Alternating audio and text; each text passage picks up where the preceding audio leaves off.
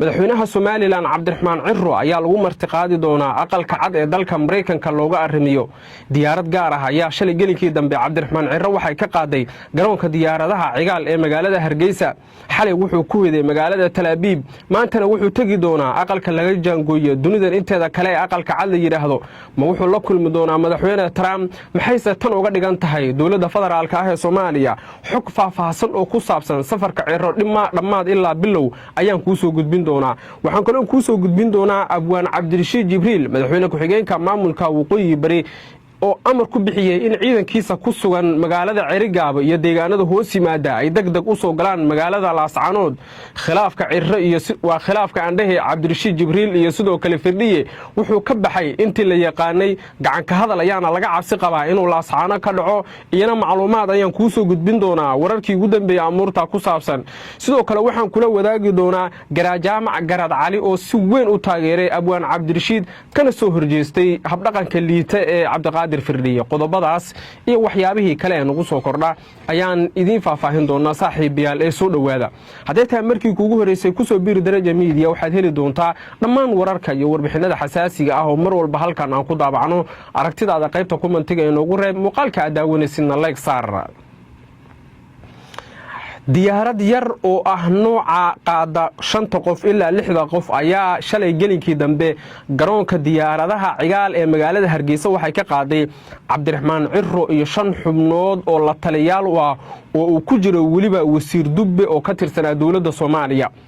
diyaaradda waxaa la sheegay inay toos uga kacday garoonka diyaaradaha cigaal waxay diyaaradan ka dhuumatay raadeerka dawladda federaalka ah ee Soomaaliya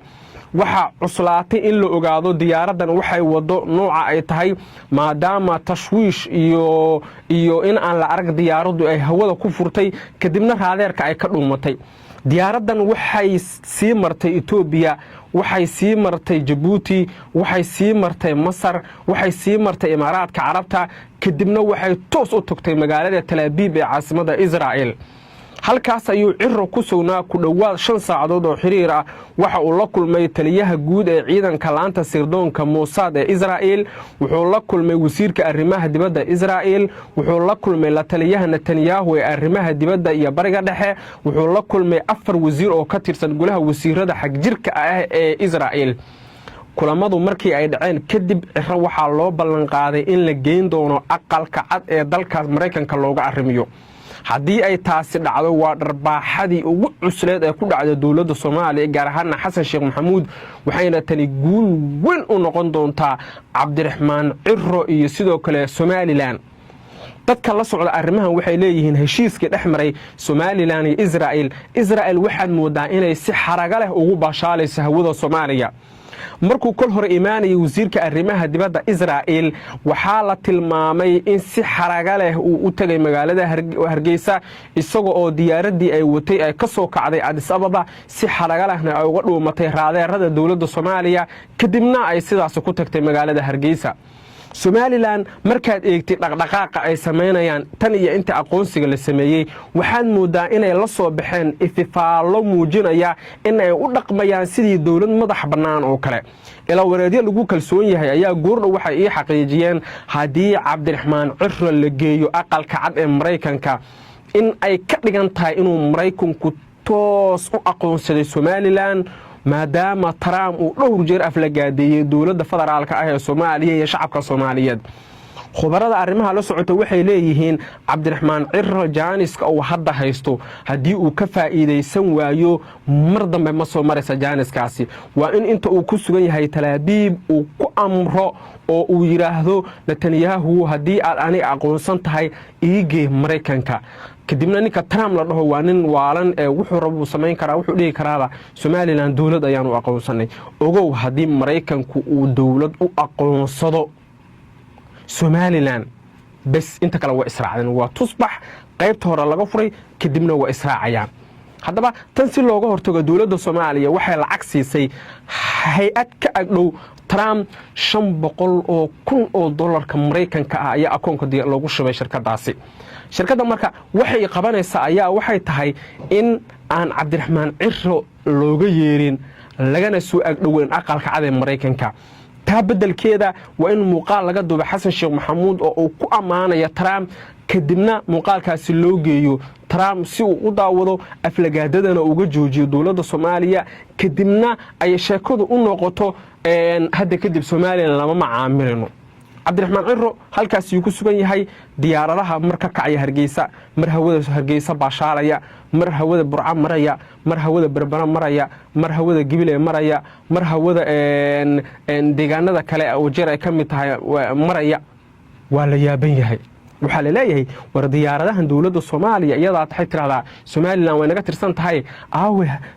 waaxdi hawada iyo duulista rayidka aawe maxay diyaaradahan u xakameyn laayihiin ilaa hadda waxa la leeyahay diyaaradaha la isticmaalayo waliba Cabdiraxmaan Ciro u imaanaya iyo kuwa ka baxaya waa kuwa raadeerada ka dhuumanaya war annaga ayaa baragnay bal waan arki doonaa wixii ku soo kordha markana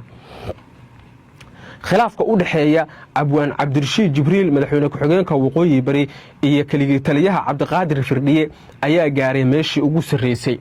abwaan Cabdirashiid Jibriil oo xaq ku taagan ayaa la soo warinayaa in uu qaadayo tallaabooyin dheeraad ah goordhow telefoonka abwaan Cabdirashiid wuxuu kula hadlay saddexda sargaal ee maamula ciidankiisa ku sugan ceergaabe iyo deegaanada hoos yimaada isagoo ku amray inay jiidaha ka soo baxaan oo ay laascaana soo galaan hadda sheekadu farxa ay ka baxday oo waxay tagi doontaa in toos la iskugu bareero oo xabadu toos ay u bilaabato taasoo hadii ay dhacdo ay dad badan aaminsan yihiin inaysan cidnadan ugu jirin Cabdiqaadir Firdhiye ha noqoto ama abwaan Cabdirashiid Jibriil ha noqoto xalay waxa dhacay kulamo dhexmaray garaad jaamac garaad Ismaaciil iyo sidoo kale abwaan Cabdirashiid Jibriil fashil bay ku soo dhamaadeen sidoo kale maanta waxa dhacay kulan u dhaxeeyay ra'iisul wasaare hore Maxamed Cali Geedi iyo sidoo kale abwaan Cabdirashiid kulanku waxaad moodaa in xogaa la isku soo dhawaaday maadaama ra'iisul wasaare hore Geedi uu arrinkan isagu dhaxdhaxaad ka yahay nimanka la yiraahdo jaamac siyaad ee ugu horeeyo jaamac garaad Ismaaciil waxa la leeyahay iyaga aqliyadooda liidata nimankaasi meeshii la rabay inay gacanta ka qabtaan wiilkooda jaamac siyaad ee Firdhiye waxa la leeyahay waxayba la safteenba Firdhiyihii marka laga yimaado fahiimo quuje oo iyadu geesiyad ah oo banaanka timid oo leh nimankan warsangeliga la dhaho iyadoo la caayay abwaan Cabdirashiid Jibriil iyadoo wax walba laga sheegayo iyadoo la leeyahay war tolkaaga la joog buu tolkiisa ka soo dhaxbaxay maamul la sameystay nimankan la yiraahdo dhulbaanta maamulkii hadii lagu heshiin waayay oo wixii daacad laga noqon waayay oo Firdhiye rabo in uu keligii taliya noqdo dhimasho lama wada joogayo Firdhiye ha maamulo laascaano muhiimadu waa intaas jaamac siyaad waxay dagaan laascaane bal Firdhiye ha maamulo magaalada la yiraahdo laascaano waynu arki doonaa marka hadda sheekadu markay sida ku socoto waxa la leeyahay ciidamo boqolaal ah oo ka tirsan ciidamada sida gaarka u tababaran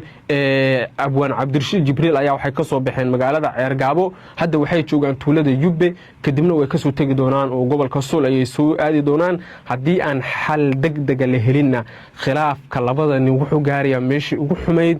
arrintan waxay noqonaysaa gacan ka hadal laascaana ka dhaca maamulkii lagu tacab iyo beelay oo burburay iyo xaajada oo tagtay meel aan wax laga qaban karin sheekadu halkaas ay tagaysaa hadii aan si degdeg ah xal looga gaarin ayaa la leeyahay qodobada la isku hayo dad kale oo arrimaha la socdana waxay leeyihiin Cabdiqaadir Firdhiye iyo sidoo kale abwaan Cabdirashiid Jibriil wayna iyagu horta iska xaliyaan oo si hoose ay u dhaqaan waxyaabaha jira wixii kale ay yimaadana si hoose looga wada hadlo laakiin maxaa wax la wada hadlaaba beeshii jaamac siyaad ee Firdhiye iyaga jaamac siyaadkii waxay la safanayaan Cabdiqaadir Firdhiye meeshii la rabo wiilkooda inay gacanta qabtaan waynu arki doonaa isla wararkaas ayaan ku jiraaya dhinaca kale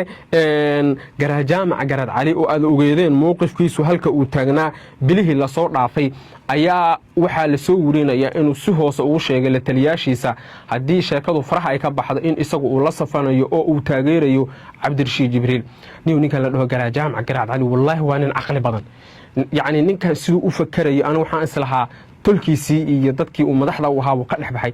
laakiin goor dambe waxaan ogaaday wixii xaq darro lagu soo dhiso way burburaan aakhirka garajaamac garaad cali markii la soo magacaabiyo baarlamaanka waqooyi bari lagalama talagelin golaha wasiirada tala lagama siinin doorashadii ka dhacday tala lagama siinin gurigu iskaga xirnaayo marna ma dhaleeceen halkaas iska joogay wuuna ogaa waxaan oo kale inay imaanayaan Firdhiye nin kala horta nin waalan waay war Firdhiyo sidee aqligaagu iyo garaadkaagu kugu siiyay dad la rabay in la isku kakabo oo qofba meel uu joogo dad la rab in la isku kakabo sidee ku keentay xilligan inaa khilaaf dhalisid min cinda fidnakum khilaafku wuxuu ka bilowday oo ku dhammaaday waa firdhiye sababtoon waan idiin sheegaya firdhiye waxaa laga waayey war tanaasul samee war khudbadii uu xaqa u lahaa ninkan yeel yarkii xiriirinayay xafladda caleemasaar kula hadlay wuxuu yidhi أنا أسوق هذا يعني عبد الرشيد جبريل بخد بدي ستاسع خلاف كرك سوق الشيء ويكون كنا وينو ورك أنا دم صاحب بير هديت أمريكي كوجوريسي نوصل بير سبسكرايب لدرجة ميدي وحد اللي دون تورك يور بحنا ده هالكلام أنا كده بعنو سود ودا وده مالي ونكسن